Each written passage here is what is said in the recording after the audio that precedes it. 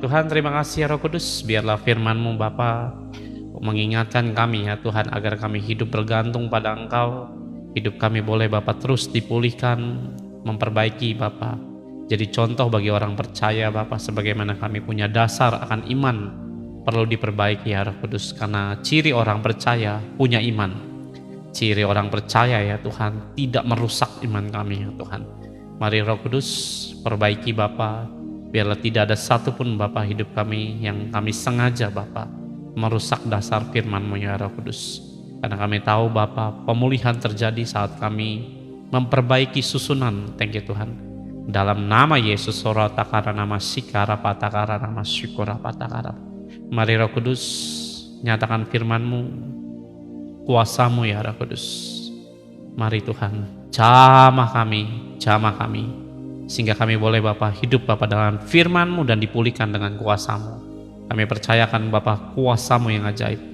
Dalam nama Yesus, dalam nama Yesus semua yang diberkati katakan amin, amin dan amin. Ya, sebelum saya masuk firman-Nya, saya juga sebentar ya, saya mau menyampaikan sesuatu ya. Cuman pasal di mana ini ayatnya jarang banget dibuka soalnya. Ya, ini firman oh ini sebentar ya. Kok Tuhan suruh buka sesuatu gitu. Nah, ini dia.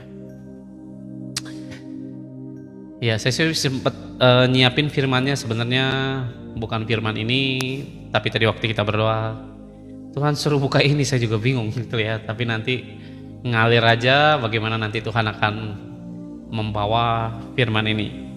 Ya, saudara bisa buka dulu di dalam 1 Korintus pasal yang ketiga dulu. Ya, sekali lagi kalau saudara punya Alkitab, ya saudara bisa buka. Ya, kenapa firman ini perlu disampaikan? Rasanya gini saudara, ada banyak orang Kristen mengalami banyak permasalahan saat saudara sengaja atau tidak sengaja, peduli tidak peduli. Dasar iman itu ada yang saudara perhatikan, ada yang saudara abaikan.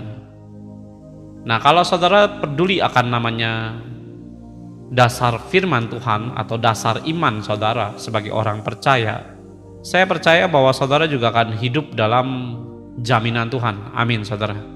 Saudara akan hidup dalam proteksi Tuhan dan blessingnya Tuhan. Namun seberapa saudara itu bisa namanya memberikan perhatian sangat-sangat amat tinggi dan kuat ya, untuk namanya melihat bahwa seberapa saudara punya iman dan bagaimana saudara harus memelihara hal tersebut supaya saudara tidak jadi orang hidup yang Kristen yang jadi penyakitan ataupun ya pesakitan lah. Karena saya melihat bahwa banyak orang tuh melakukan banyak namanya sebuah yang baik sengaja tidak sengaja ya, tapi banyakan yang sengaja. Nah, ini yang saya mau sampaikan di dalam 1 Korintus pasal yang ketiga, ayatnya yang dimulai dari yang ke-10.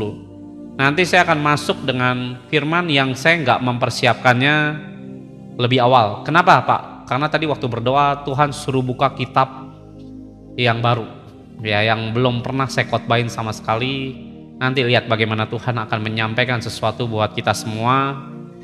Ya nantikan aja ya, saya nggak tahu akan nyampein apa, saya juga nggak ngerti karena Tuhan cuma bilang kitab ini ya. Nanti kitab apa Pak? Ya nanti dibukain. Nah, saudara bisa buka sekali lagi ayat yang ke-10 terlebih dahulu, sesuai dengan kasih karunia Allah ya. Saudara terima kasih karunia Allah. Amin saudara, kasih karunia Allah baik buat hidup kita. Amin ya, shalom semuanya. Ya. Yang dianugerahkan kepadaku, aku sebagai seorang ahli bangunan yang cakap.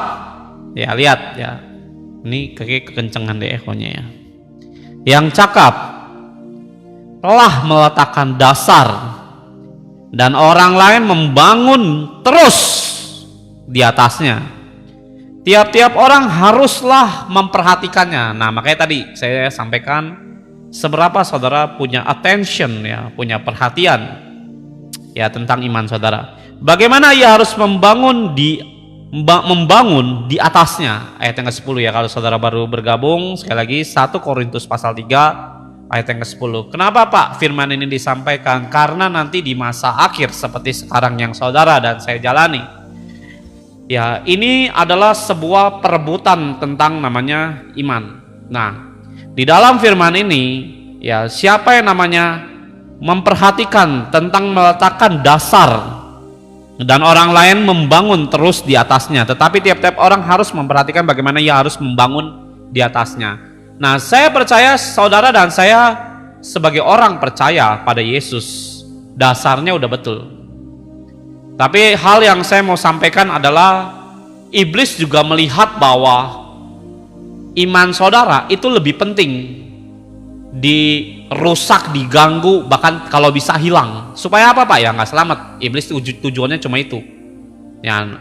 Tapi orang Kristen ya ataupun manusia banyak memperhatikan bagaimana hanya soal ekonomi, soal bagaimana hidup saudara, namanya yang penting bisa diberkati. Nah, iblis nggak tertarik dengan uangmu, iblis nggak tertarik dengan namanya rumahmu, iblis nggak tertarik ya mobilmu ada berapa, motormu, istrimu ada berapa, itu nggak tertarik iblis. Ya, tapi iblis tertarik bagaimana apa yang Tuhan Yesus mau taruh dalam roh kita, yaitu bait Allah ini, dengan dasar kasih karunia. Dari dasar kasih karunia itu muncullah namanya iman. Nah, inilah yang menarik bagi iblis, dan ini juga menarik bagi Yesus. Ya, Yesus pengen menanamkan iman dalam hidup saudara. Iblis pengen cabut itu semua supaya saudara tidak punya dasar untuk bisa membangun sebuah iman dan jadi sebuah bangunan yang megah, yang indah, yang bisa dinikmati oleh hidup saudara dan saya. Nah, ada banyak orang perlu tahu, iman adalah dasar segala sesuatu, memulai segala kehidupan yang baik dalam hidup manusia. Tapi ada orang banyak hidup justru tidak memulai dengan namanya iman yang baik, seperti yang Tuhan sudah ajarkan dalam kehidupan ini. Awalnya mungkin baik, tapi seiring namanya perjalanan kehidupan rohani saudara, ada banyak orang sengaja merusaknya sehingga hidup saudara itu kacau balau, ya terlilit utang, kasus masalah ini, perzinahan di mana-mana. Dan saya melihat itu sebabnya kenapa iman yang rusak. Banyak orang bisa tergoda dengan namanya selingkuhan, banyak orang bisa tergoda dengan namanya segala macam namanya hal-hal yang sangat mengerikan. Sehingga orang berpikir bahwa bagaimana ini menyelamatkan rumah tangga saudara? Bagaimana nih supaya hutang saya bisa lunas? Bagaimana nih saya dalam hidup saya yang stres ini bisa pulih? Saudara cuma bisa fokus sama apa yang ingin saudara gapai. Apakah itu salah Pak? Salah. Kenapa? Karena Tuhan bukan lihat itu. Bagi Tuhan menciptakan langit dan bumi semudah membalikan tangan. Ada amin saudara. Jadi bagaimana saudara namanya menginginkan itu semua? Ya semudah Tuhan itu membalikan telapak tangan. Wah saya mandul Pak, nggak punya anak. Apakah di dalam Yesus bisa Pak punya anak? Ya gampang aja bagi Tuhan. Saya menangani orang yang namanya utang dari yang cuma 1 juta sampai ratusan miliar. Ya beberapa Tuhan bisa balikan dengan segampang yang dia mau. Amin saudara. Karena Tuhan kita luar biasa hebat. Amin saudara. Nah pertanyaannya bagaimana supaya dengan namanya berdoa, dengan namanya kita percaya pada Yesus, supaya Yesus melakukan apa yang katanya mudah itu. Nah ini saudara harus satu seirama dengan Tuhan, yang dimana saudara perlu ketahui bahwa iman kita yang dasarnya sudah dibangun oleh Roh Kudus kadang-kadang dirusak, entah lewat iblis, entah saudara sendiri yang ngerusaknya. Nah kita ini berlomba-lomba, jangan berpikir bahwa saya akan selamat dengan rasa percaya saja pada Yesus. Enggak, di sini ada kata bangun. Nah, saya kalau mau tanya sama saudara, bisa nggak saudara meninggali tempat tinggal saudara tidak ada atapnya, tidak ada dindingnya, tidak ada pintunya? Ya, kalau tidak ada pintunya, saudara gampang kemalingan. Makanya banyak hati manusia kemalingan, damai sejahtera. Oleh karena apa? Bangunannya cuma dasar doang, temboknya nggak ada, baik kanan, baik kiri, baik atapnya tidak ada. Kalau ini terbangun dengan rapi, saudara perlu tahu, walaupun hujan, walaupun panas, saudara tidak akan mengalami penderitaan dan kesengsaraan. Nah, bagaimana saudara memperhatikan ini seperti apa yang difirmankan malam hari ini di dalam 1 Korintus 3 ayat yang ke-10, sesuai dengan kasih karunia Allah. Jadi Tuhan membantu kita untuk bisa menciptakan sebuah rumah yang nyaman untuk hidup saudara dan saya. Amin, saudara. Nah, tapi ada banyak orang nggak memperhatikan ini. Ini yang jadi masalah. Orang saudara pikir, oh saya ke gereja, pergi, pulang. Pergi, pulang. Saudara bisa perhatiin nggak? Bagaimana iman saudara? Punya tembok yang kokoh nggak? Saat saudara namanya dihantam oleh suami saudara sendiri yang mungkin cerewet, bawel, dan mengesalkan hati saudara, saudara bisa nggak namanya tahan itu semua dengan tembok yang kuat? Bisa nggak kalau saudara waktu difitnah ataupun ada sesuatu yang kayaknya ini omongan yang bisa membuat panas saudara, tapi pintu hati saudara, saudara tutup rapat. Dan saya nggak peduli orang mau gosip apapun tentang diri saudara, sebab pintu saudara ada. Nah, kalau nggak ada, saudara malah ikut-ikutan dengar ya, telingamu terbuka lebar, hatimu dirusak dan kacau saudara. Nah, ini artinya orang cuma dasar doang. Nah, banyak orang yang akhirnya dasar imannya kacau, bahkan dicabut semua benih, bahkan semua yang ditabur oleh Tuhan, oleh Roh Kudus dalam hidup saudara, tercabut semua sampai ke akar-akarnya oleh iblis. Sehingga saudara bilang, kapan Tuhan tolong saya? Siapa yang ngerasain kayak begitu? Kapan Tuhan tolong saya? Dasarmu berantakan itu. Ada orang imannya bisa berubah-ubah. Hari ini percaya, besok ragu-ragu. Hari ini, oh saya yakin ya. Hari ini yakin, besok, wah karena besok tanggal merah, saya ragu-ragu Pak. Kenapa? Karena merah. Jadi ditentukan oleh tanggal. Ada orang jemaat ya kalau ibadah, ya. Saya waktu itu diundang ke suatu tempat ibadah ya. Waktu saya lagi mau ibadah diundang, tiba-tiba hujan saudara. Dan itu ibadah belum mulai. Saya duduk, yang baru datang jemaatnya baru 1-2 orang. Dan akhirnya tidak banyak yang datang. Kenapa? Dikabari karena hujan. Saya melihat bahwa memang nggak punya payung ya. Padahal itu cuma tetanggaan saudara. Tetanggaan, bukan perlu naik angkot, nggak perlu. Tetanggaan semua rata-rata. Nah, saya tinggal pakai payung, jalan sebentar, becek-becekan sebentar, ibadah selesai. Tapi akhirnya banyak yang tidak datang. Alasannya apa? Hujan. Saya kadang-kadang nggak habis pikir. Kalau ditanya, percaya pada Yesus? Wah, percaya. Lah hujan kok datang aja kamu nggak datang gitu loh. Hujannya datang loh. Malah kamunya nggak datang. Saya berpikir imanmu itu bukan ke Yesus, imanmu ke hujan. Imanmu tuh ke cuaca. Cuaca cerah dia datang. Cuaca hujan, aduh enak tidur dah. Ayo, siapa yang kayak gitu kelakuannya? Dasar imanmu kecabut semua oleh iblis. Dan kalau kecabut, bagaimana mau pulih saudara? Saya tahu saudara tuh cinta Tuhan. Tapi dengan cinta Tuhan itu saudara nggak bisa cuma lip service aja. Seperti saudara mungkin pernah masa pacaran yang dimana saya cinta kamu, ya tunjukin dong lu cinta sama gue, kan gitu. Yesus juga sama, kamu cinta Yesus, ada amin saudara. Tunjukin dong rasa cintamu kepada Yesus, jangan ngomong doang. Kan gitu. Dan akhirnya saya lihat nggak ada yang datang. Karena pada WA gembalanya bilang, oh karena hujan jadi tidak datang. Saya ketawa saudara. Saya yang dari jauh aja datang ya, ngelewatin lautan. Nggak saudara, bercanda saudara ya. Saya jalan di atas air, nggak begitu sebenarnya ya, saya cuma bercanda ya. Tapi saya beneran dari jauh datang undangan tersebut ya. Kalau bapak diundang kan karena dapat duit ya, duitnya juga nggak seberapa saudara ya. Itu bukan masalah duitnya, duit tuh nggak penting menurut saya. Yang penting itu saat Tuhan minta kita melayani, kita hadir. Mau dibayar nggak dibayar nggak ada urusan dengan saya ya, karena saya percaya Tuhan pemelihara dalam hidup orang yang melakukan firman Tuhan. Amin saudara. Nah, saudara perlu tahu ya, ada orang yang bisa namanya dibangun. Nah, apakah bangunanmu ada saat ini? Nah, kamu harus cek. Thank you Tuhan. Nah, Tuhan kasih kesaksian gini, bagus sekali menurut saya ya. Ini yang ngomong Tuhan bukan saya ya, saya cuma mau nyampein aja. Tuhan ngomong apa Pak? Nah ini kamu dengerin. Ya, suatu hari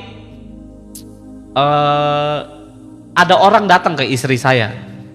Ini pengerja kami waktu itu. Pengerja kami, dan pengerja kami ini menurut saya udah sering kali ngobrol juga sama dia, sama beliau. Beliau juga umurnya lebih tua dari saya, kurang lebih mau 10 tahun lah. Lebih tua dari saya 10 tahun. Kurang lebih. Nah, saya sering kali nasehatin dia. Dia punya rumah tangga juga nggak sehat menurut saya. Dan akhirnya saya ngasih banyak masukan dan nasihat, dan dia merubah semua apa yang menjadi kebiasaan buruknya dia jauh lebih baik menurut saya. Nah, sehingga dia menilai bahwa dirinya dia kok banyak, dia berpikir bahwa hidup saya ini cukup baik menurut dia. Gue orang baik, apa yang gue kerjain, gue gereja, gue doa macam-macam bla bla bla bla. Ya bagi gue ini gue udah cukup survive lah dalam iman. Terus seketika waktu saya datang, istri saya datang, saya nasehatin, istri saya juga nasehatin, sehingga dia berasa bahwa ternyata gue sejelek itu ya gitu. Dan dia tanya sama saya, tanya sama istri saya, Kak, menurut kakak rohani saya itu gimana? Dia bilang begitu sama istri saya. Karena lewat pendapat saya, lewat pendapat istri saya, kok gue merasa kayak dia merasa kok kayak apa yang menurut penilaian mata dia ternyata salah semua. Nah, ada banyak orang Kristen merasa bahwa saya cinta Tuhan, apa benar cinta Tuhan, kan gitu. Saudara seringkali bisa menilai itu, saya ini takut Tuhan. Nah, tapi berapa banyak orang ketemu saya, dengar khotbah saya, ternyata saya ini nggak ada apa-apanya. Ya betul, saya bilang, ternyata saya masih jauh dari Tuhan. Ternyata hati saya begitu busuk. Ternyata saya ini kurang taat, macam-macam. Ya ada orang datang ke gereja, dengar khotbah saya, ternyata saya nggak punya ketaatan ya. Waktu saya khotbahin begitu, ada lagi yang bilang, ternyata ini saya wanita bodoh ya, bukan wanita yang bijaksana. Macam-macam orang ngomong sama saya begitu. Ya, dan waktu saya ngobrol sama orang ini atau orang pengerja kita dulu, dia juga akhirnya melek, ternyata sejelek itu ya rohani saya. Istri saya ngomong begini, udah saya nggak menilai rohanimu, kamu berdoa begini sama Tuhan. Istri saya suruh dia begini, kamu berdoa sama Tuhan gini, Tuhan, aku nih di matamu gimana? Nah, saudara coba di rumah masing-masing. Nanti sehabis saya khotbah, ya saudara mau berdoa di rumah sendiri, ya di kamar dengan suami, dengan istri. Baiknya sendiri sih sebenarnya ya. Tapi mau berdoa silakan. Ya. Terus gimana Pak? Doa. Nah, pengerja kami ini pada hari itu dia berdoa, Tuhan, aku ini di matamu seperti apa? Malamnya setelah dia minta itu semua, saudara perlu tahu ya, dia dikasih sebuah mimpi, vision. Dia berdiri di satu ruangan yang sangat kecil tempatnya, ya tempatnya sangat kecil.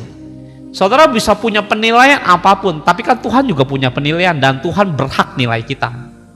Yang percaya katakan amin dulu saudara. Yang percaya bahwa Yesus berhak menilai saudara itu, saudara bisa katakan amin saat saudara mempercayai bahwa Tuhan juga punya hak untuk menilai hidup saudara. Ya, jadi sepakat ya bahwa Tuhan tuh punya hak ya untuk menilai kita secara rohani, baik jasmani. Nah, pengerja kami itu bilang begini, Tuhan, menurutmu di matamu itu rohaniku bagaimana? Dia berdiri di satu ruangan yang sangat sempit, ke kanan gak bisa, ke kiri gak bisa, maju gak bisa, mundur gak bisa. Dan di atasnya ada ya penutupnya dibilang. Dan itu tempat sangat sempit dibilang. Dan herannya waktu dia lihat itu semua di dindingnya, kan kanan kiri depan belakang, ya itu ada dindingnya semua. Dan herannya dibilang di dindingnya semua itu kotoran, mohon maaf ya, manusia, kotoran semuanya. Dinding itunya kotoran semuanya. Saya cerita begini bukan saya punya mau loh. Tadi Tuhan suruh saya kesaksian ini. Saya kalau saudara bisa datang ke rumah saya, lihat saya ada catatan kesaksian begitu, nggak ada. Ini Tuhan minta. Ya, jadi Roh Kudus yang suruh, bukan saya. Ya, nanti saudara tes berarti di rumah masing-masing, minta Tuhan, Jangan merasa, oh saya sudah pelayanan. Nggak peduli saudara mau pelayanan ke planet manapun ya, mau ke Pluto, ke Mars, nggak peduli. Karena Tuhan suruh kesaksian ini, artinya saudara juga perlu namanya dinilai oleh mata Tuhan. Amin saudara. Nah waktu dia berdoa seperti itu dan dia lihat dindingnya itu kotoran semuanya baik kanan kiri, dan dia kaget dan dia terbangun dari tidurnya. Esok harinya ketemu kami dan dia cerita dalam keadaan sedih. Yang dia merasa bahwa rohaniku ya baik-baik saja, rumah tangga gue baik-baik aja kok, nggak ada yang salah. Itu menurut lu, saya bilang.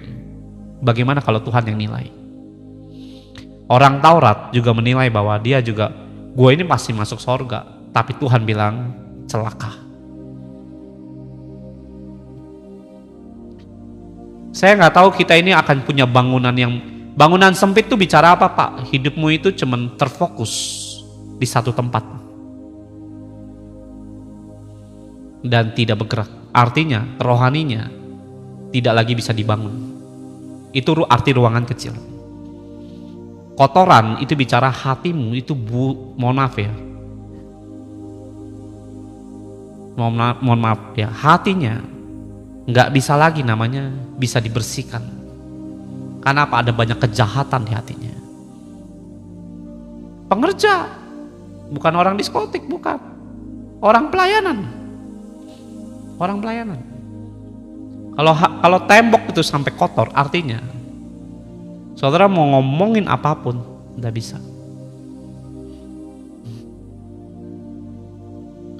Saya bilang kamu ini orangnya memang nggak bandel sebenarnya, cuman keras kepala, saya bilang. Dan dia bangun nangis, dia berlutut nangis. Dia saya nggak lupa ya, tapi dia kayak berdoa begini, sehina itukah hidupku di hadapanmu Tuhan. Loh, Tuhan yang nilainya begitu loh. Dia yang minta, Tuhan kasih lihat, nangis dia. Sehina itukah hidupku di hadapanmu Tuhan. Maksudnya sejelek itukah hidupku atau hatinya di hadapan Tuhan.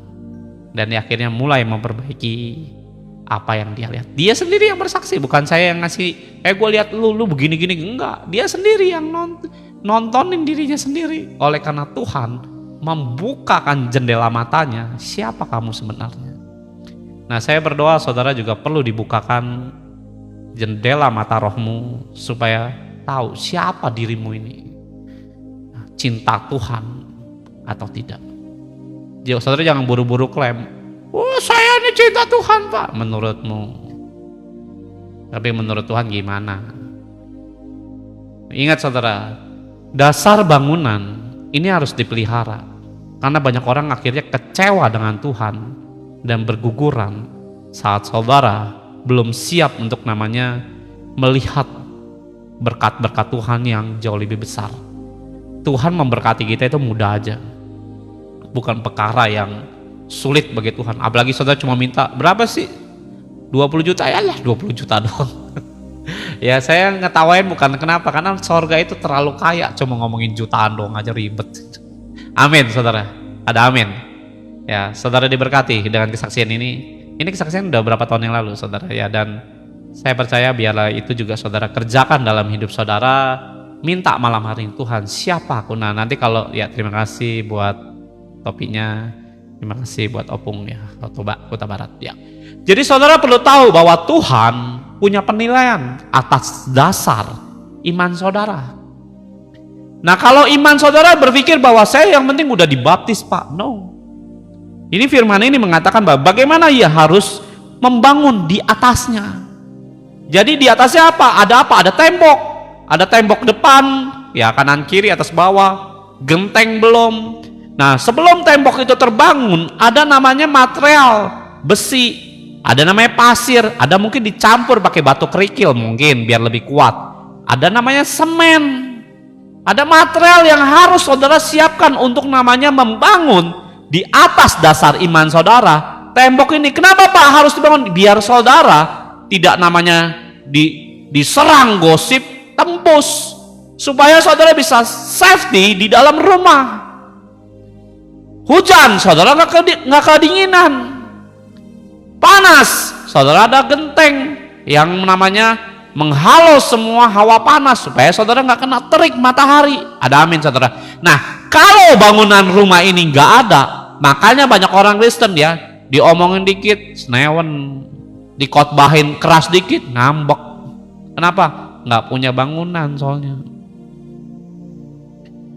Diomongin di gereja, pulang. Loh, saya khotbah tentang menghormati Tuhan, langsung nggak mau gereja lagi. Ada ngambek langsung sampai hari ini, ngambek. Dia ditegur ngambek.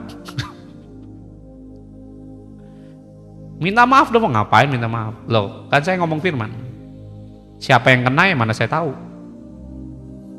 Firman ini siapa yang kena saya juga mana mau tahu. Masa saya mau minta maaf buat apaan? Kecuali saya ngajakin berantem, sini lu berantem, nah itu saya perlu minta maaf.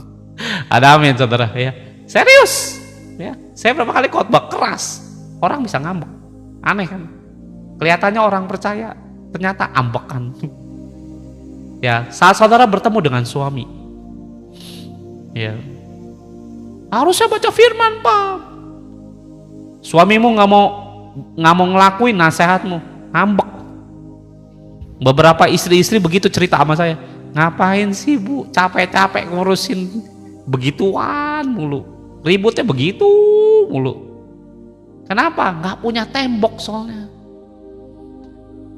Saat direspon balik, ya kalau saudara nggak punya tembok, tembus kena di hatimu, meweknya ada. Saudara di gereja, di kantor kamu diomongin, oh di sini nih datangnya terlambat terus, ya kupingmu panas langsung, kenyut-kenyut palamu langsung, minum oskadon saudara. Kenapa? Karena pintunya nggak ada. Saya teringat dengan orang ngomongin saya bilang terserah dia punya mulut, mau ngomongin apa ya terserah, lu jangan ngomongin ke saya. Kenapa? Mau saya tutup telinga saya, blek.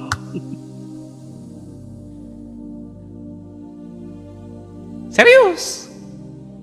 Ada orang, lu diomongin, udah yang lu nggak usah ngomong. Saya bilang biarin aja dia mau ngomong apa. Saya mau tutup pintu saya, mau ngomong apa terserah lah.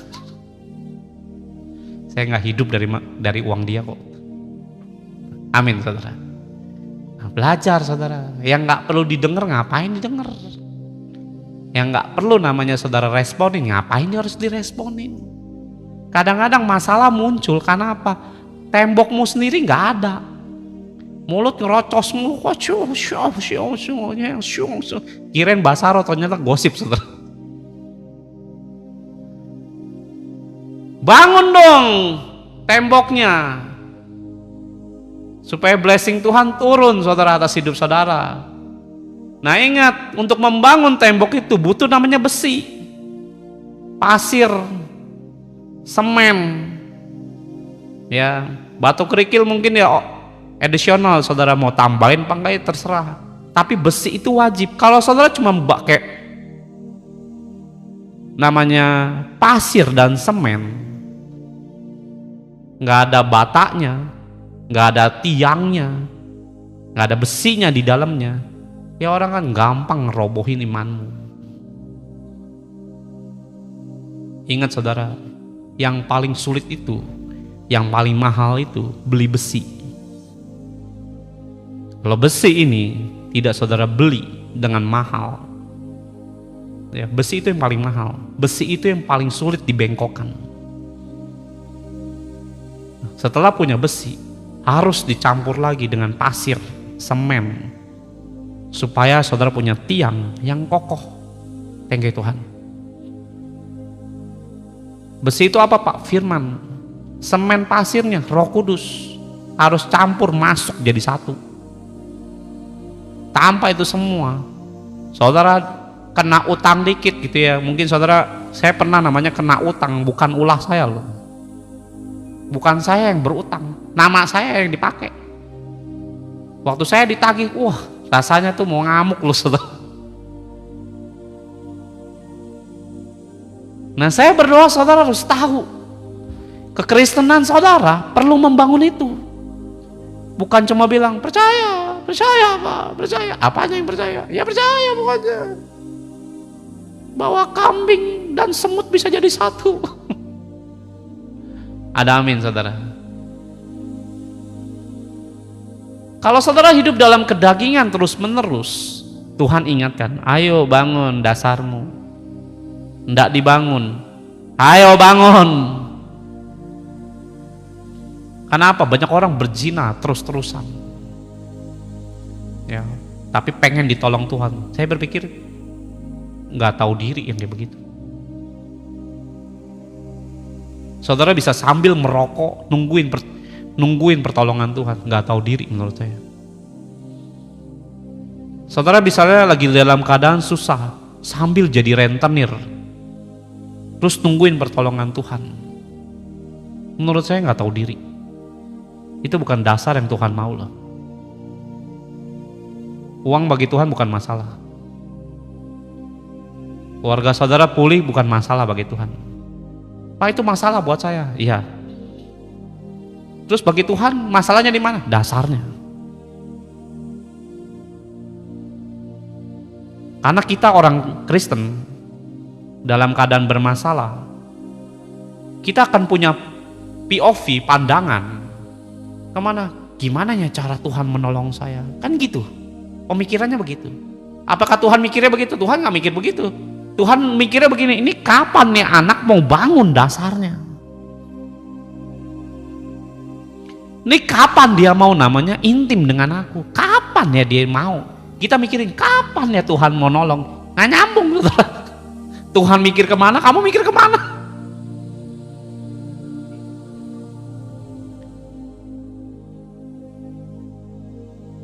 Nah, kalau fundamental saudara rusak, itu belum iblis main loh. Iblis main lebih rata semua bangunanmu.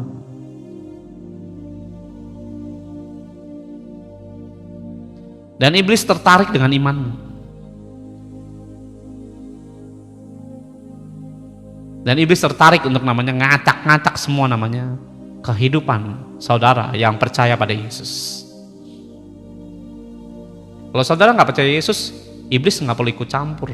Saudara mau kaya, mau miskin, mau penyakit, yang penting iblis nggak peduli. Kenapa? Nyemplung dengan sendirinya ke neraka. Tapi kalau saudara punya iman, dasar bangunannya terbangun, thank you Lord. Buat apa sih Pak dasar bangunan itu dibangun jadi sebuah kehidupan rumah? Ya supaya kita bisa tolong banyak orang.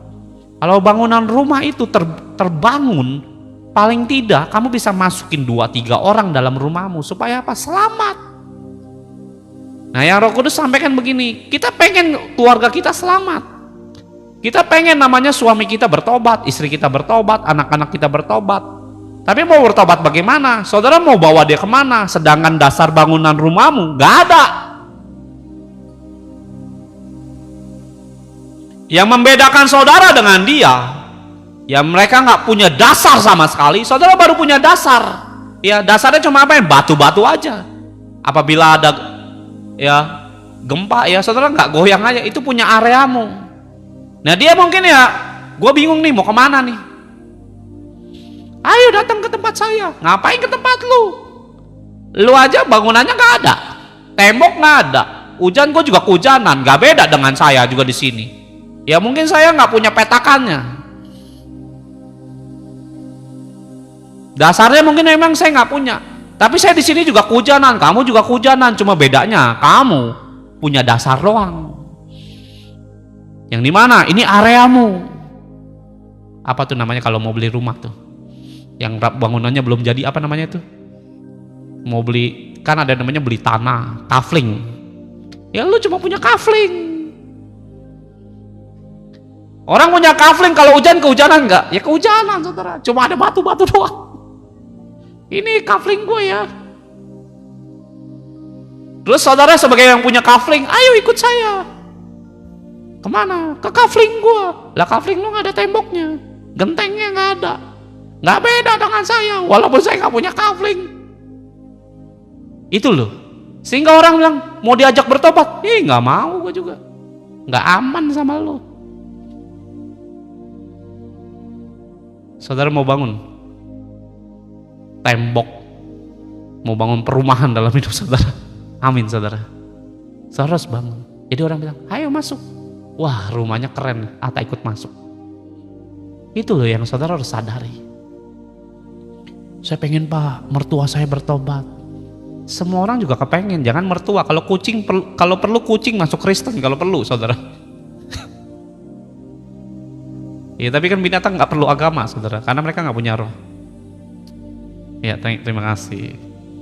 Nah saya berdoa saudara harus tahu, saudara harus punya bangunan rumah itu. Kalau rumah itu sudah terbangun, ya saudara difitnah orang, orang ini difitnah kok nggak mempan ya, karena bangunanmu sudah terbangun. Kena badai, kok dia bisa nyaman di rumah sambil baca Alkitab, saelah. Ya karena bangunannya udah berdiri. Nah jadi orang bilang, siapa sih Tuhanmu? Yesus. Ikut boleh, ayo masuk sini rumahku, tak ajarin firman. Nah setelah diajarin firman, sono bangun kaflingmu sendiri. Amin saudara, ngerti di sini. Nah saya berdoa saudara harus sampai ke level tersebut untuk bisa mengerti tentang namanya firman Tuhan. Bukan hanya saudara bilang, percaya Pak, percaya, saya pengen ini bertobat. Mana bangunan rumahmu? Jangan saudara nggak punya bangunan. Ya, banyak orang melakukan dosa aja, jujur aja nggak berani. Kenapa? Banyak penipu soalnya. Tapi saya percaya Tuhan tuh luar biasa bisa membongkari semua namanya kelakuan manusia, mau bejatnya kayak apapun. Kalau saudara baca dalam Yakobus 2 ayat 26, ya, tubuh tanpa roh adalah mati. Iman tanpa perbuatan mati. Ya saya nggak ngomong ini imannya tanpa perbuatannya, tapi saya tertarik dengan kata tubuh tanpa roh. Ya, dasarmu tanpa bangunan nggak akan dilihat orang. Kita punya tubuh, kalau rohmu nggak hidup, imanmu mati. Nah kalau rohmu nggak hidup, bagaimana bangunan ini akan terbangun? Loh saya membangun namanya bangunan roh saya sendiri, wah susah loh, susah.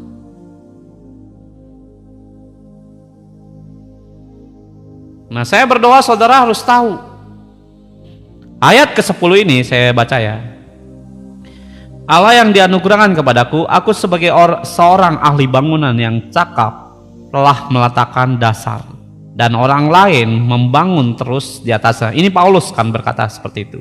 Ya, tetapi tiap-tiap orang harus memperhatikannya, bagaimana ia harus membangun di atasnya. Nah, maksudnya gini, seandainya saya seperti ahli bangunan, ya seperti yang diperkatakan oleh ayat ini.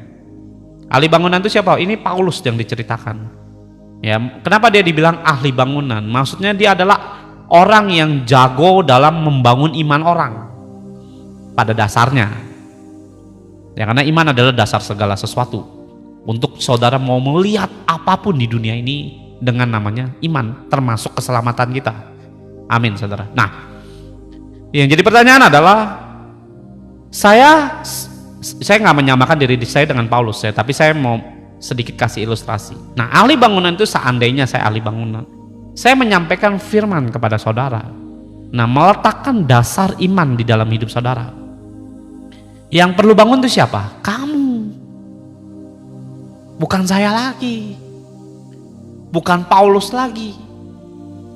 Bukan Roh Kudus lagi.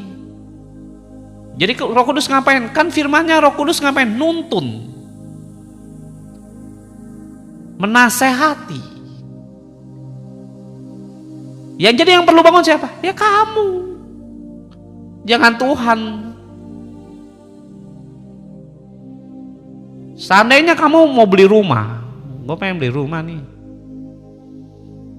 ya, terus waktu saudara lihat, wah ini tanah bagus nih, tak beli ini tanah. Saudara beli tanah ini, berapa harganya? 300 juta tanahnya, 100 meter seandai kata, saudara. Tak beli, ke notaris saudara beli. Terus waktu saudara udah beli tanah itu, mau saudara juga yang bangun tuh rumah. Loh, kita udah dibeli loh sama Tuhan dengan harganya lunas lewat darahnya. Firman-Nya bilang begitu ya. Amin saudara. Ya, kita udah ditebus dengan apa? Lunas, bukan bukan ngutang, bukan kredit, bukan KPR. Ya, Yesus bayar lunas katanya. Ya, Yesus beli nih kita nih. Nah, yang ngebangun siapa? Ya tukang kan. Masa Yesus juga yang bangun? Kan kurang ajar tuh namanya. Nah, banyak orang Kristen ini nggak nyadarin itu, sehingga hidupnya bertengkar mulu, ribut mulu. Gak ada damai sejahtera Pak, salahmu itu. Jangan bilang Tuhan minta pembelaan. Apanya pembelaan? Kamu yang gak ada pintu. Ya, engselnya los, ngomong mulu. Diam aja udah, itu urusanku. Ada orang yang gak bisa ngerti. Saya ketemu beberapa banyak orang ya, baik ibu-ibu, bapak-bapak. Ya gak laki, gak perempuan. Kadang saya mau menyampaikannya gimana ya supaya ini orang ngerti gitu. Gak perlu namanya dalam keluarga kamu nginjilin mati-matian tuh gak perlu sebenarnya. Kita nginjil aja dengan santai. Gak usah namanya getol supaya orang pengen bertobat, santai aja saudara. Kalau bangunanmu kamu perhatikan dengan seksama, seiring namanya bangunan rumahmu sudah jadi, orang kan lihat kok, wah rumahnya udah jadi, nggak usah diajak pun dia sendiri mungkin yang akan datang. Siapa Tuhanmu? Yesus. Boleh nggak ikut Yesus? Kan gitu saudara. Tapi kalau saudara nggak bisa namanya membangun namanya sebuah dasar ini, saudara paksa orang pengen masuk, orang lihat nggak ada bangunannya, dipaksa ya nggak mau, diinjilin setengah mati nggak bisa.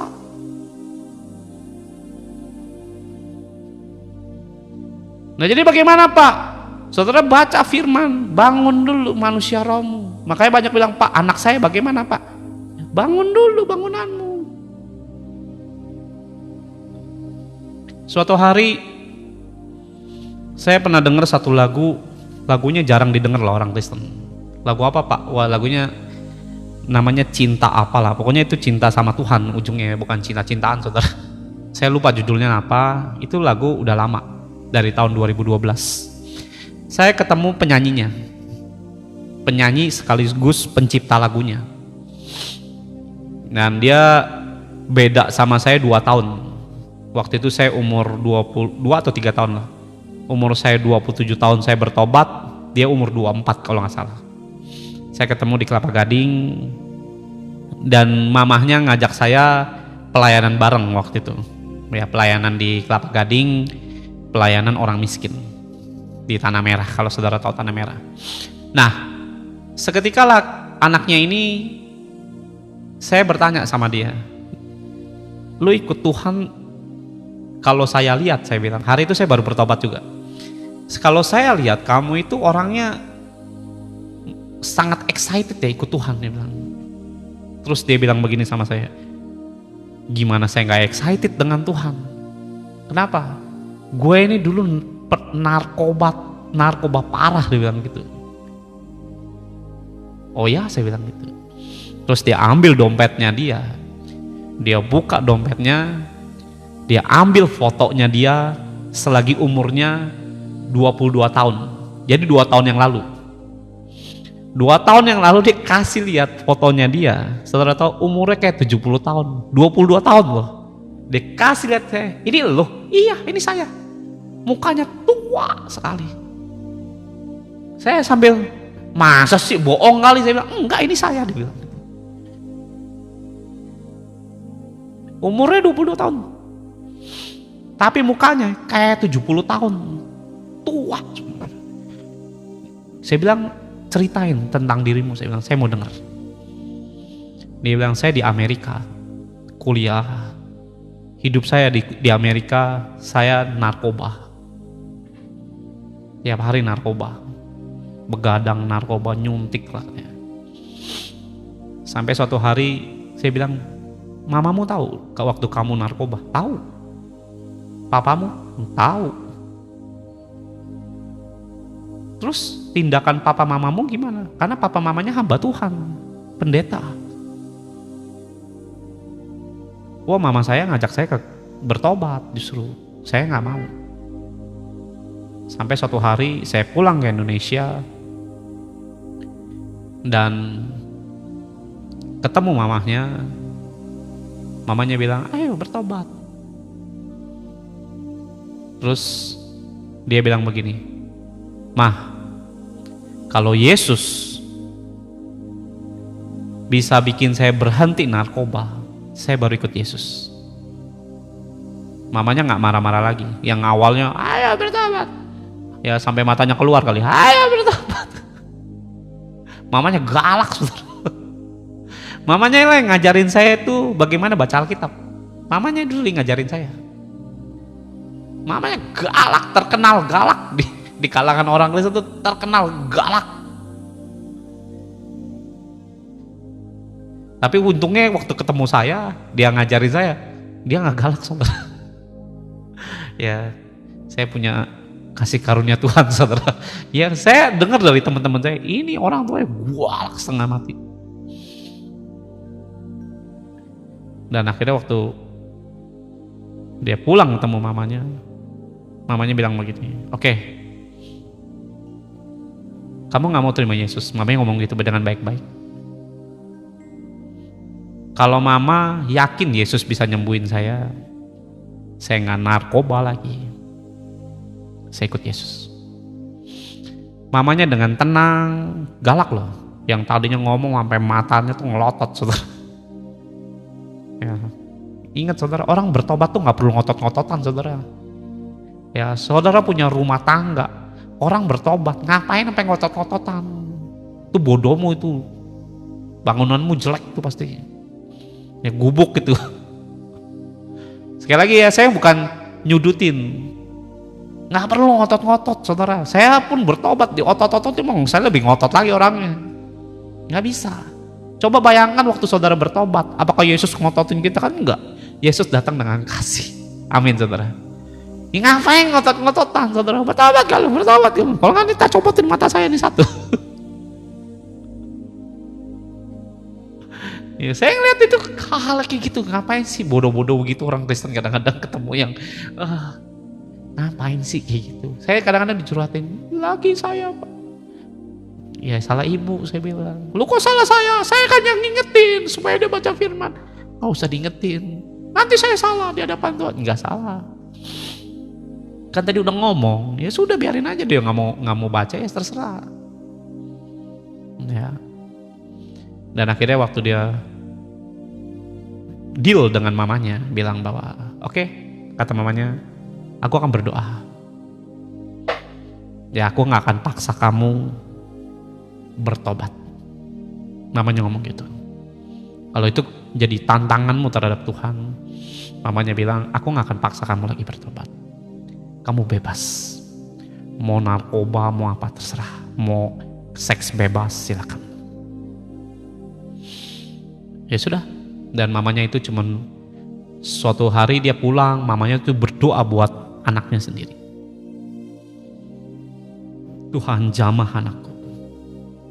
Nggak ngotot-ngotot lagi mamanya. Nah lihat, bangunan rohani berarti udah kebangun. Ya jadi kalau bangunan rohanimu belum terbangun, ngapain suka ngotot? Yang jadi Tuhan tuh kamu apa Yesus. Ya Yesus memang nggak punya kerinduan apa sampai ngutus saudara ngotot-ngotot begitu. Ya kalau Yesus punya kerinduan yang jauh lebih besar tentang namanya menyelamatkan umat manusia sampai dia mati di kayu salib, artinya dia punya kerinduan yang jauh lebih hebat daripada kamu. Kalau Yesusnya aja lagi santai, ngapain kita yang repot? Jadi tenanglah. Amin, saudara. Tenanglah. Santai, saudara. Ya. Dan waktu dia pulang dari nggak tahu lah aktivitas kerja atau apa, dia lihat mamanya tuh berdoa buat dia, Tuhan jamah. Mamanya berdoa di ruang tamu. Sengaja Pak supaya didengar anaknya, ya nggak tahu. Ya tapi saya percaya ibu ini tidak melakukan itu buat flexing, ya pamer gitu. Dia berdoa, Tuhan jamah anakku. Dan dia setiap jam berapa itu sakau, saudara. Setiap jam berapa sakau. Ketagihan, ya namanya udah mukanya udah sampai sangat tua. Saya ngeliat sendiri fotonya. Muka lo kayak gomblo. Gomblo kalau saudara, siapa yang tahu di sini gomblo? Mukanya kayak gitu. Kayak umur 70 tahun. Ih gila, tua banget muka lo, saya bilang.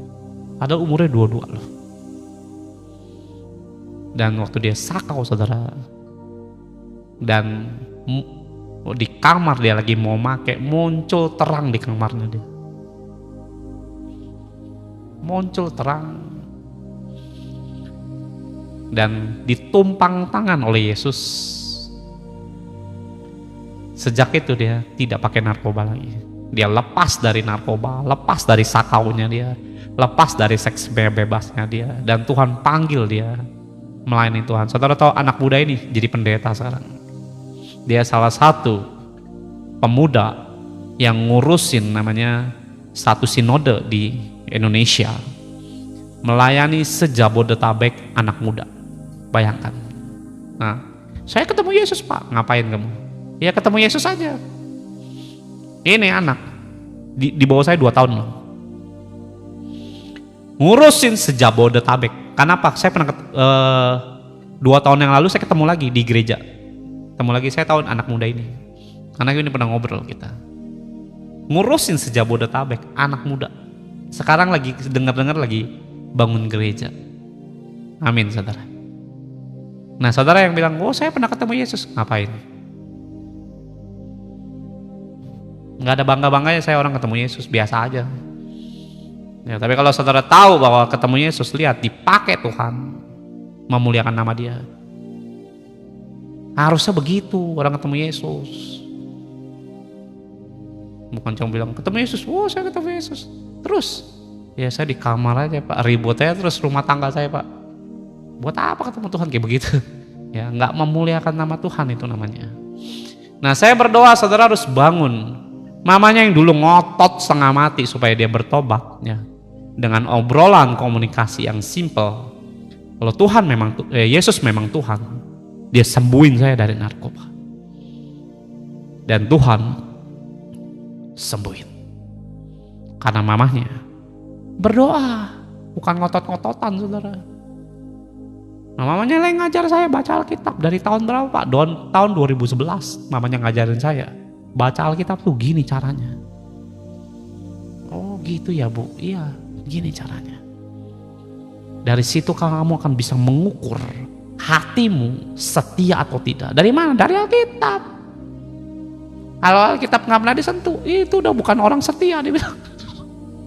Saya berpikir setelah 15 tahun dengar kata-kata itu, betul kata ibu itu. Ya, saudara mau setia, ngukur aja dari Alkitab kelihatan kok. Ya, kesetiaanmu cuma 3 bulan selesai. Ya udah cuma 3 bulan tuh. Ya, tapi saya nggak bahas itu. Nah, yang saya mau sampaikan gini saudara. Saudara harus tahu keselamatan saudara harus punya dasar tentang iman yang kepada Yesus. Pernikahan bukan dasarnya ngomongin cantik, ganteng lah, yang putih Pak. Saya maunya yang Cina ketemu Cina Pak. Oh banyak yang orang Kristen begitu. Saya maunya yang dari Pontianak ketemu Pontianak.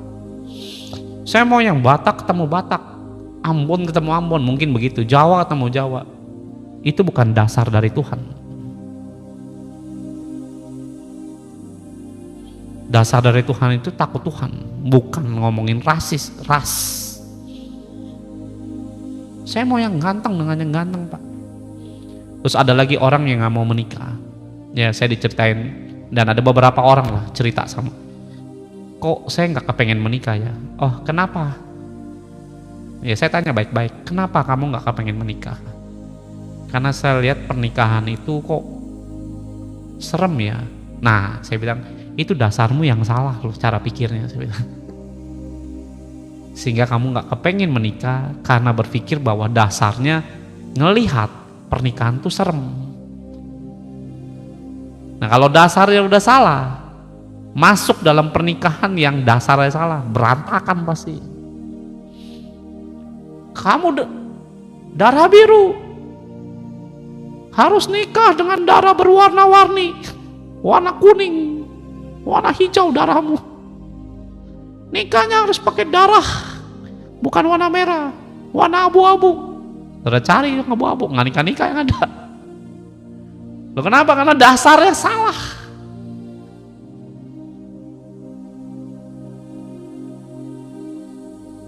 Ada orang yang pengen, Tuhan perkaya aku, buat apa? Biar aku balas ini orang. Gimana mau Tuhan bawa kaya kayak begitu? Kenapa? Dasarnya pengen balas dendam. Makanya banyak orang ngapain? Pamer waktu sudah diberkati, ngapain? Flexing.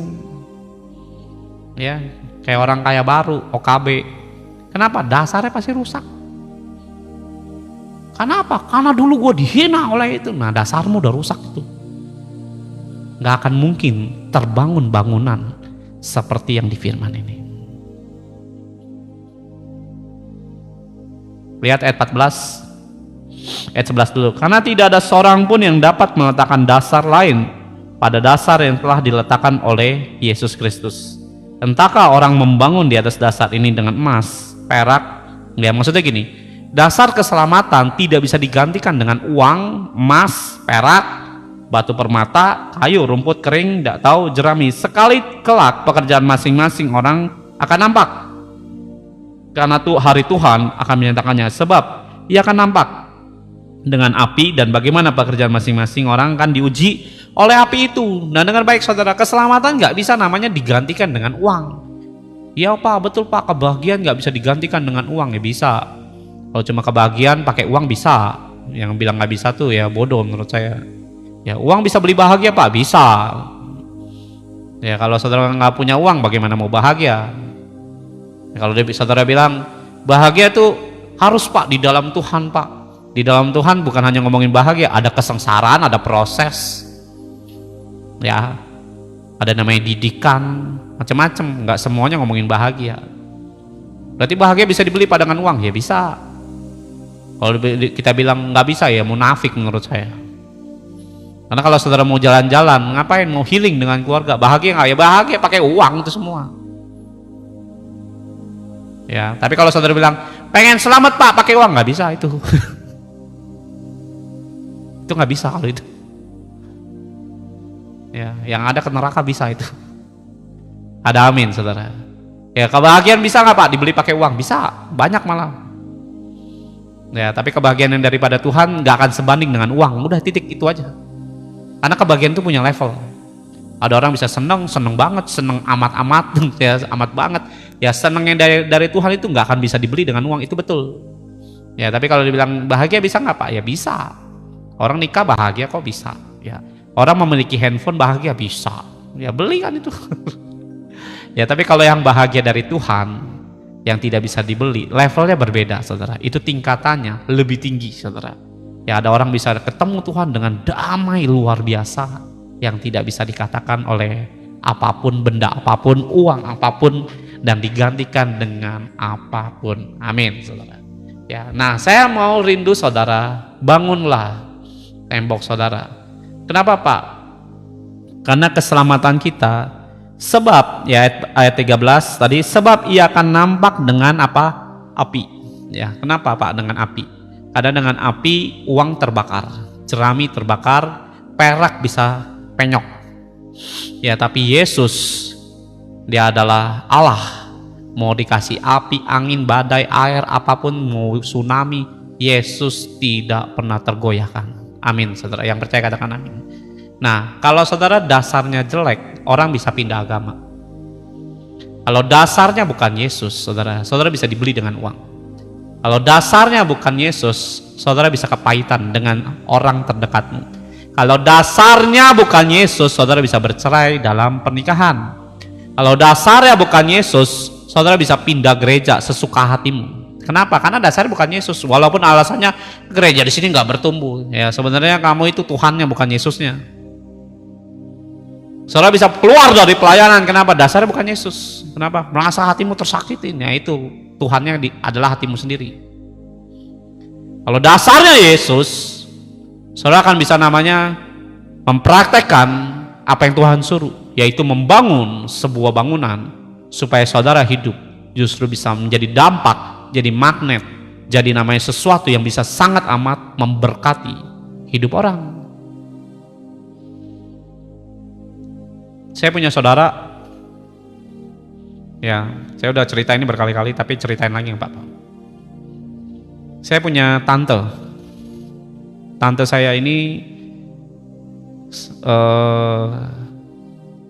sebenarnya hubungan kami benar-benar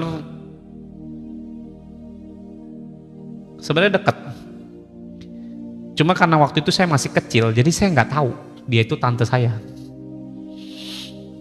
Nah, awal tahun 2024 saya sama keluarga, ya sama saudara-saudara saya kumpul di satu villa, undanglah tante saya ini. Waktu datang, saya juga nggak tahu itu siapa. Yang saya ingat dalam villa ini keluarga semua. Tapi muncullah orang yang saya nggak kenal. Nah, waktu saya nggak kenal, dia itu juga nggak kenal saya.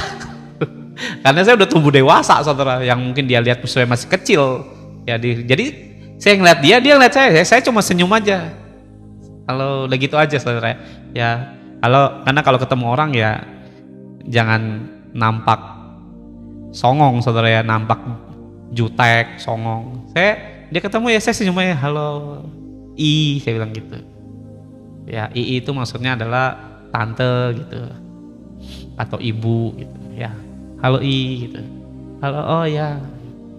Nah, ternyata tante saya ini tanya, itu siapa? Maksudnya saya. Oh, itu koko saya, itu adik saya, dia bilang. Ke cici saya, itu adik saya. Oh, adikmu yang keberapa? Yang ngobrol-ngobrol. Adikmu ngapain? Pendeta dia. Pengkhotbah. Hah?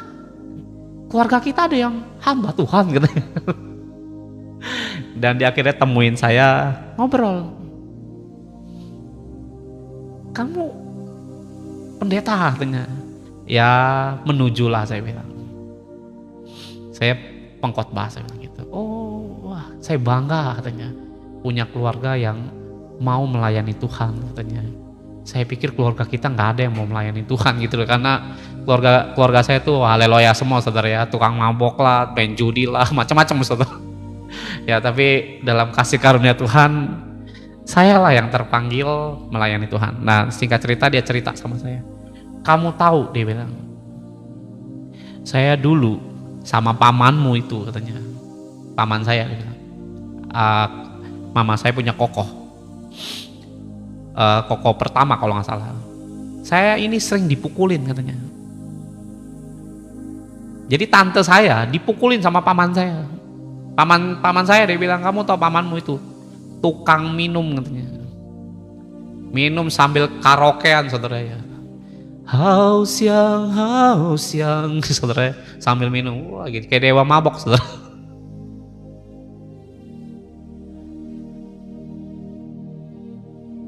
Itu pulang dipukulin saya, digamparin lah, ngobrol dikit ditampar lah, pukulin, saudara. Dan dia cerita sambil keluar air mata, nangis. Dalam keadaan dia menangis, ya saya juga ikut sedih lah. Saya bilang, saya dikasih pesan, dia bilang, udah ceraikan suami kayak gitu, ayo. Dia bilang, ceraikan suami kayak gitu. Udah miskin, dewa mabok, ya dewa karaoke pula, dipukulin. Terus dia bilang, tante saya bilang, saya nggak mau. Karena Tuhan Yesus bilang, tidak boleh bercerai. Ini dasar imannya apa? Yesus. Makanya ada orang bilang, Pak, saya ini dipukulin, Pak. Ya siapa sih yang demen dipukulin? Saya juga tahu itu nggak boleh gitu. Dan banyak orang pada akhirnya bercerai. Dipukulin, Pak, Bapak sih nggak ngerasain. Ngapain ngerasain? Ini kakakmu kok saya ngerasain. Dan akhirnya dipukulin, saudara, digamparin, saudara. Dan dalam keadaan dia disiksa, tante saya ini cerita sambil menangis, dia bilang. Dan semua keluarganya bilang, ceraikan. Dan dia bilang, enggak, saya nggak mau. Bodoh kamu, udah begitu dipukulin masih nggak mau cerai. Enggak, saya tetap pilih Yesus. Dan selang dia bicara seperti itu, saya nggak tahu paman saya pada akhirnya meninggal. mati waktu dia mempertahankan nama Yesus. Meninggalnya kenapa saya nggak tahu. Penyakit, kecelakaan kah, saya nggak tahu. Nggak lama dari situ meninggal dia. Meninggal. Dan waktu keadaan meninggal, saya punya 3 anak. 3 apa 2 lah, saya lupa. 2 kalau nggak salah, 2 orang anak perempuan. Dan saya bingung bagaimana membiayai, lihat. Ya. Yang dasarnya itu Yesus. Harusnya ini kita nggak bisa namanya digonjang-ganjingkan dengan suara apapun. Sehingga singkat cerita, Tuhan bukain dia jalan, jahit. Dari jahit dia hidup. Dan anaknya ketemu pendeta ini, dibawa anaknya ke kota ini. Dan saudara tahu, pada akhirnya dia tiba di Jakarta. Setelah sekian perjalanan kehidupannya, hari ini kaya raya, tante saya itu. Dia bilang, kamu tahu saya ini diberkati ya, Yesus yang berkati saya. Ngomongnya nggak bisa ngomong Indonesia lancar, saudara. Ngomongnya kalau mau lancar ngomong bahasa Aceh. Ngomong Indonesia nggak bisa lancar. Dan dia bilang sama saya diberkati, Yesus yang berkati saya. Dan saudara tahu, anaknya sangat diberkati Tuhan sampai hari ini. Saya berdoa, saudara harus tahu, mempertahankan iman memang nggak gampang. Ya karena apa? Ada api yang akan menguji iman kita. Ada api yang akan menguji kekudusan kita. Akan ada api yang akan menguji kesetiaanmu. Akan ada api yang akan menguji mulutmu, comberan apa enggak. Terima kasih. Akan ada api akan namanya menguji kesetiaanmu terhadap pelayananmu, terhadap gerejamu, terhadap orang yang harus kamu namanya doakan terus menerus. Mungkin nggak tahu. Kalau saudara cuma bilang aku ingin diberkati, ya semua juga pengennya diberkati. Siapa yang nggak kepengen? Siapa nggak kepengen duit? Siapa nggak kepengen namanya rumah, mobil, semua kepengen kok. Namun masalahnya Yesusmu yang kamu sembah kepengen nguji dengan api ini. Tahan gak?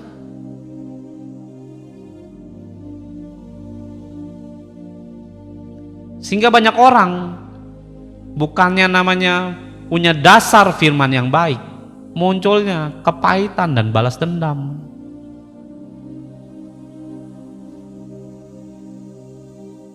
Ada teman saya bilang gini, saya nggak mau ikut bapak saya. Loh kenapa? Bapak saya jahat. Nggak bisa ngampunin papanya. Dasarnya rusak. Dan iblis suka itu loh. Nah kalau saudara sampai hari ini masih nyimpen dendam, yang dulu saudara mungkin bisa sangat dekat dengan orang-orang tersebut, artinya apa yang diinginin iblis tercabut dari hidupmu. Nah gimana mau pulih?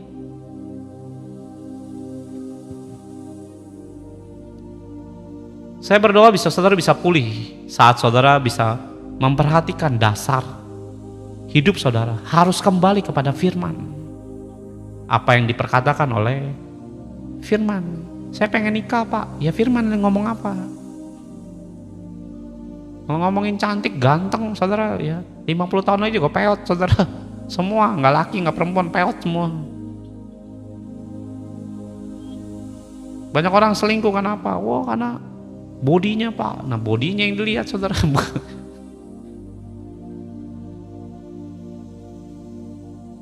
Cantiknya pak, ya selingkuh makanya.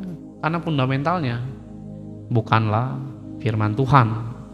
Saya berdoa saudara bisa sadari bahwa sangat penting saudara bisa namanya punya fundamental tentang Tuhan. Ada amin saudara. Ya, saya lihat pak, perempuan ini cantik pak, berjenggot mah udah saudara, itu suram saudara. Ya cantik berjenggot jangan dinikahin saudara, itu haram itu. Ya di agama pun di agama manapun haram itu.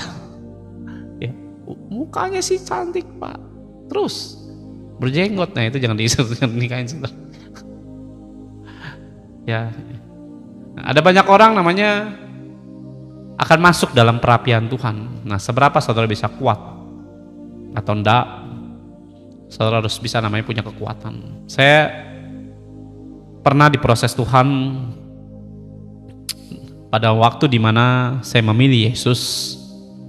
Kebetulan tidak lama papa saya meninggal. Setelah papa saya meninggal, saya terima Yesus dari situ. Dan saya diproses. Waktu saya diproses, saya pernah cerita sama saudara, saya nggak bisa makan. Mau makan tuh nggak bisa, saudara. Kenapa, Pak? Sakit, bukan sakit, nggak punya duit, nggak punya uang sama sekali.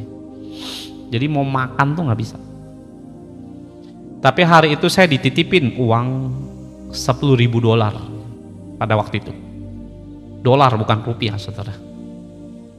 Dolar. Dan waktu saya dititipin $10.000, saya tahu uang itu uang haram. Kenapa?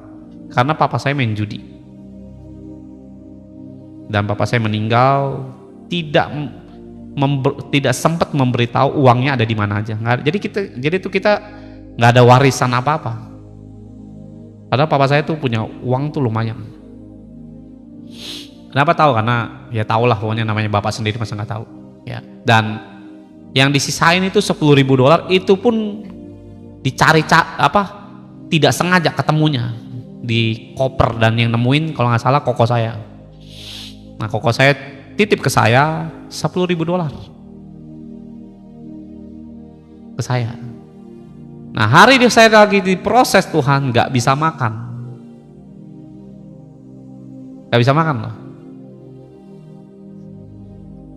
Mau beli makanan nggak punya uang, tapi uang ada $10.000 di lemari saya.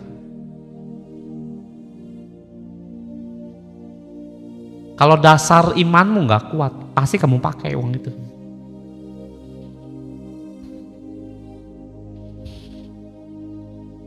Untuk beli makanan, isi perutmu. Terus apa yang saya putuskan? Saya kelaparan hari itu. Dan saya pilih kelaparan daripada saya harus pakai uang itu untuk saya makan. Karena saya tahu itu nggak berkenan di hadapan Tuhan. Saya lebih pilih tidak sentuh uang itu. Untuk uang itu ambil semuanya, nggak kurang $1 pun. Apa? Ini resiko ikut Yesus. Saya berdoa saudara harus bisa lewatin itu. Itulah kenapa saya perpuluhan begitu taat. Kenapa? Saya nggak akan ambil uang Tuhan 1.000 pun. Kenapa? Saya udah lalui itu. Yang lebih parah udah pernah saya lalui. Saya udah ngalamin hal gitu. Ya, kalau saudara perlu tahu, Tuhan tuh menginginkan dasar bangunan rohani saudara harus terbangun. Ya, saudara bisa lihat di dalam kitab Hagai. Ya, saudara sekali lagi kalau punya Alkitab bisa buka kitab Hagai pasal pertama. Nah, tadi waktu kita berdoa di awal saya khotbah, Tuhan suruh bicara kitab Hagai. Kenapa? Saya nggak tahu. Saya nggak mempersiapkan kitab ini karena saya cuma siapin kitab 1 Korintus pasal 3. Nah, Tuhan suruh tadi nanti buka kitab Hagai. Saya langsung tahulah akan khotbah kemana. Tapi nanti Tuhan mau bicara apa nggak tahu. Kita jalan dulu aja ya. Ayat yang pasal pertama, ayatnya yang ke-2. Lihat ya. Beginilah firman Tuhan semesta alam. Bangsa ini berkata, sekarang belum tiba waktunya untuk membangun kembali rumah Tuhan. Ya. Maka datanglah firman Tuhan dengan perantaran Nabi Hagai, bunyinya, apakah sudah tiba waktunya bagi kamu untuk mendiami rumah-rumahmu yang dipapani dengan baik, sedang rumah ini tetap menjadi reruntuhan. Oleh sebab itu beginilah firman Tuhan semesta alam, perhatikanlah keadaanmu. Kamu menabur banyak, tetapi kamu membawa pulang hasil sedikit. Kamu makan tetapi tidak sampai kenyang, kamu minum tetapi tidak sampai puas. Kamu berpakaian tetapi badanmu tidak sampai panas. Dan orang yang bekerja untuk upah, ia bekerja untuk upah yang ditaruh di dalam pundi-pundinya yang berlobang. Ayat 7. Beginilah firman Tuhan semesta alam, perhatikanlah keadaanmu. Jadi naiklah ke gunung, bawalah kayu dan bangunlah rumah itu, maka aku akan berkenan kepadanya dan akan menyatakan kemuliaanku di situ, firman Tuhan. Saudara boleh kerja, utang nggak lunas. Saudara boleh namanya pelayanan, kok rumah tangga saya nggak beres-beres. Saudara boleh Kristen, tapi segala sesuatu yang saudara rindukan, jangan pun berkat, damai aja nggak bisa saudara miliki. Kenapa ya? Karena bangunannya nggak ada. Malah saudara cari emas. Siapa ini bisa tolong saya nih? Ini akan membuat saudara ngapain? Ya, dihembuskan kalau saudara baca ayat-ayat yang ke-9. Kamu mengharapkan banyak, tetapi hasilnya apa? Sedikit. Dan ketika kamu membawanya ke rumah, aku menghembuskannya. Oleh kenapa? Demikianlah firman Tuhan semesta alam.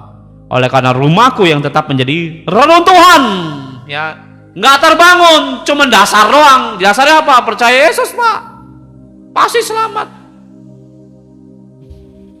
Harusnya memang selamat. Tapi waktu saudara mau menikmati berkat Tuhan, saudara bergumul dalam kehidupan saudara. Kenapa? Reruntuhan. Ternyata Tuhan menaruh berkatnya yang rumahnya udah siap.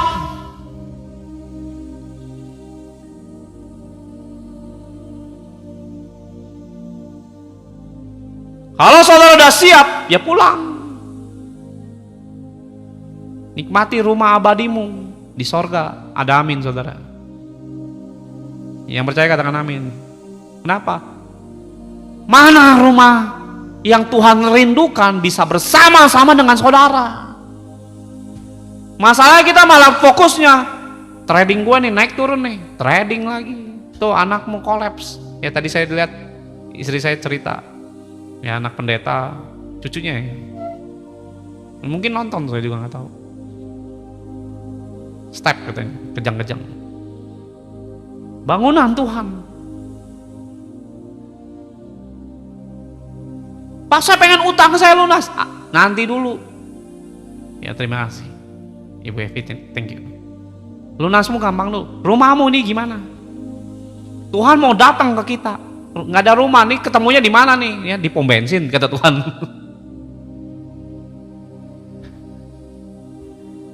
Reruntuhan. Ya angin masuk, hujan masuk, virus masuk, bakteri masuk, debu masuk, orang ngomong kedengeran. Saudara nggak ada privasi, karena apa? Nggak ada bangunannya.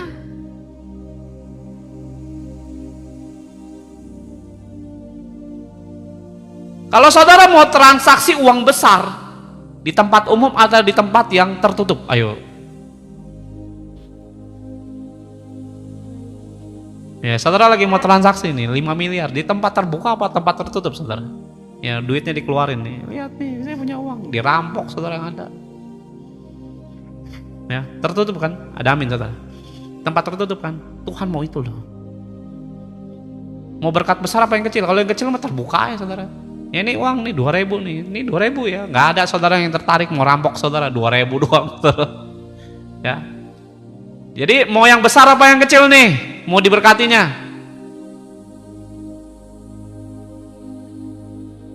Ya. Kalau mau besar harus punya tempat tertutup. Untuk Tuhan memberkati saudara. Nggak bisa terbuka, orang bisa iri, sirik, bisa ngerampok saudara, diincer, dijahati, bisa dicuri uangmu, dimaling.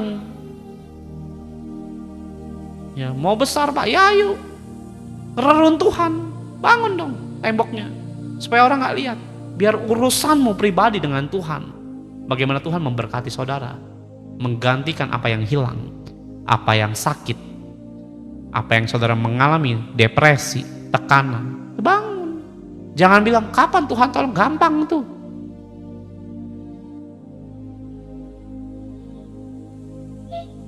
Ayat 9 ya, kamu mengharapkan banyak ya, kamu mengharapkan pertolongan. Kamu mengharapkan Tuhan buka jalan. Saya juga berharapnya demikian. Saudara ditolong Tuhan, amin saudara. Saudara dipulihkan Tuhan. Saudara digantikan jantung dengan jantung yang baru apabila sakit. Saudara punya saraf kejepit, diluruskan oleh Roh Kudus. Saudara sakit pinggang, disembuhkan oleh karena api Tuhan. Saudara mengalami pala puyeng, Pak. Kenapa? Mikirin utang, kalau Tuhan lunasi saudara dengan kuasa Tuhan. Ya, saudara punya tumor, Tuhan kempesin tuh tumor. Saudara punya kista, Tuhan sembuhkan dengan tangan ajaibnya, bisa menembus sampai ke rahim saudara. Ada amin saudara. Nah, itu cuma tangan Tuhan, bukan tanganmu. Kalau tanganmu itu bahaya saudara, banyak racun, mati yang ada orang. Ya, terinfeksi bakteri.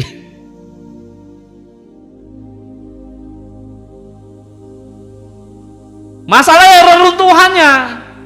Kadang-kadang kita nggak fokus. Oh, saya berzina, itu runtuh imanmu. Saya main judi online, Pak, ya runtuh iman saudara. Bangunanmu roboh. Dulu saya doa rajin, Pak, iya. Sekarang gimana? Runtuh, Pak, ya bangun lagi dong, supaya diberkati kembali. Keluarga saya dulu utuh, Pak, sekarang tercerai-berai, ya bangun kembali dong. Artinya kamu pernah lihat janji Tuhan begitu ajaib dalam hidup saudara. Nah, kalau pernah lihat, ya yuk kembali lagi. Artinya janji itu masih berlaku dengan kita. Sebab Tuhan tidak pernah berubah dari dahulu, sekarang, dan sampai selama-lamanya. Ya, beri kemuliaan dulu bagi Yesus, saudara. Amin, saudara.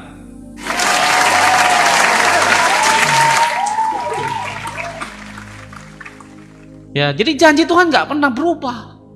Masalah kita yang berubah-ubah, saudara. Ya, ntar besok jadi bunglon, jadi tikus lah, macam-macam.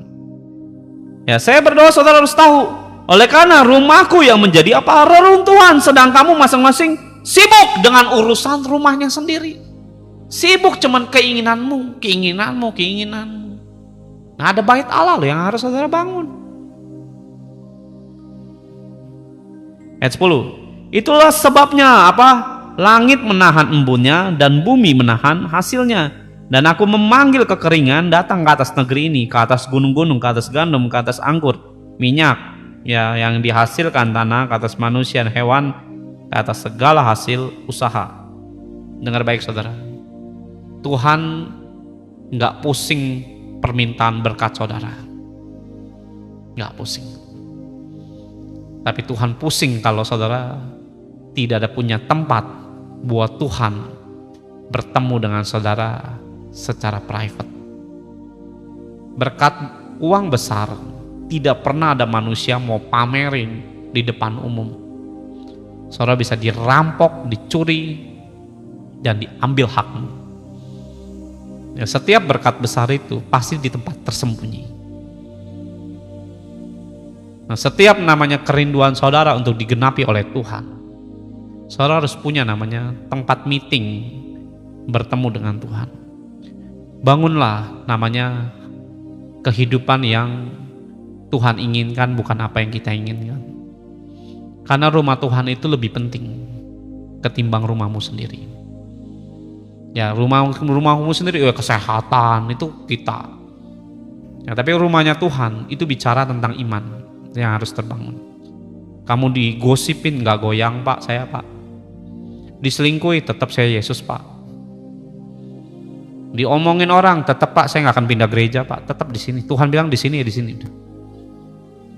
Nah, saat saudara di kantor digesek oleh orang-orang yang sirik iri terhadap jabatan saudara, tetap Tuhan jadi pembela buat hidup saya. Walaupun dia mau ngambil uang saya, tetap saya Tuhan. Saya pernah ngalamin namanya uang saya dicuri dari orang pelayanan, tetap saya pelayanan. Saya nggak tergoda. Wah, uang gua diambil, udahlah gua nggak mau pelayanan. Saya nggak ngambek begitu saudara. Ambil aja uangnya saudara. Tapi jangan ngambil pelayanan yang Tuhan taruh dalam hidup saya. Karena itu berkat saya. Saya melihat berkat bukan dari uangnya, tapi bagaimana Tuhan mempercayakan saya untuk bisa menjadi suara isi hatinya, ya, menjadikan perantara mewakili saudara untuk memuji Tuhan. Itu berkat bagi saya. Ya, saya percaya juga waktu saya menyampaikan firman Tuhan ini berkat buat saya. Bisa menyampaikan firman itu nggak gampang, saudara, sulit. Tapi itu adalah berkat Tuhan. Bagaimana Tuhan mengurapi saya dan saya bisa menyampaikan isi hatinya Tuhan, itu berkat buat saya. Ya, mungkin bukan sisi uangnya yang saya lihat, tapi bisa melakukan ini semua itu amazing bagi saya. Ya, karena saya dulu orangnya yang penakut, minder, ya, dan tidak percaya diri, nggak ngerti tentang Tuhan. dan bisa merubah, melihat perubahan hidup saya. Oleh karena Tuhan mengubah, itu berkat yang besar.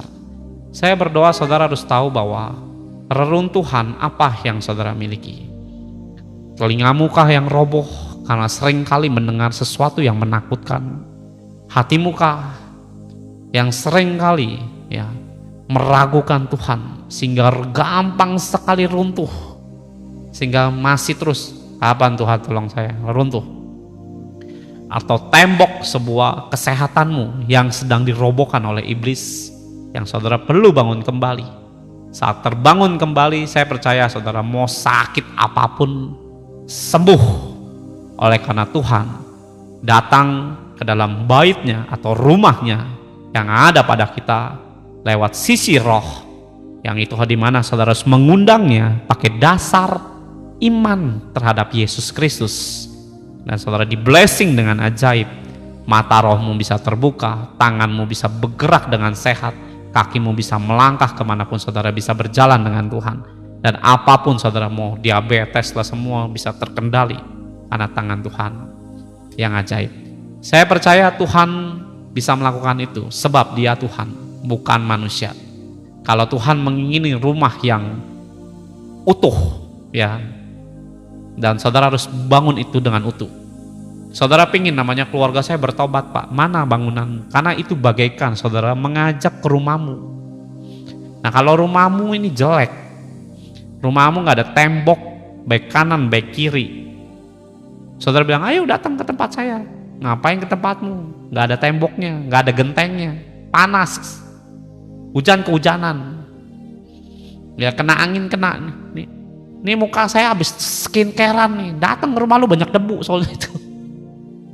Gak ada yang mau datang saudara, sehingga banyak keluarga demi keluarga tidak bertobat, disebabkan saudara bangunannya gak ada. Ya dia mau bertamu, gimana mau bertamu, rumah lo gak ada temboknya ini, gak ada yang mau datang pasti, cuma kafling doang, runtuh rumahmu itu. Amin saudara. Saudara mau bangunan yang utuh ya, yang bangun kamu loh, bukan Yesus, bukan Roh Kudus, yang bangun tuh kamu. Ya, Roh Kudus menuntun kita, besinya dulu. Ya, jangan ngelawan saudara. Wah, tak semen dulu, besinya dulu. Ya, Roh Kudus bilang besi dulu. Ya, kenapa? Roh Kudus tuh mandor, ibaratnya membangun bangunanmu. Besinya dulu, enggak, semen dulu, digeplak sama Roh Kudus. Besinya dulu, jangan semen dulu. Ya, cuma Roh Kudus baik saudara. Ya, jadi ayolah paksa diri saudara bangun, agar reruntuhan dasar yang dimana saudara harus bangun kembali, supaya Tuhan itu memberkati memberkati saudara lewat nama Yesus, lewat Tuhan kita Yesus Kristus, sehingga saudara bisa melihat janjinya yang ajaib.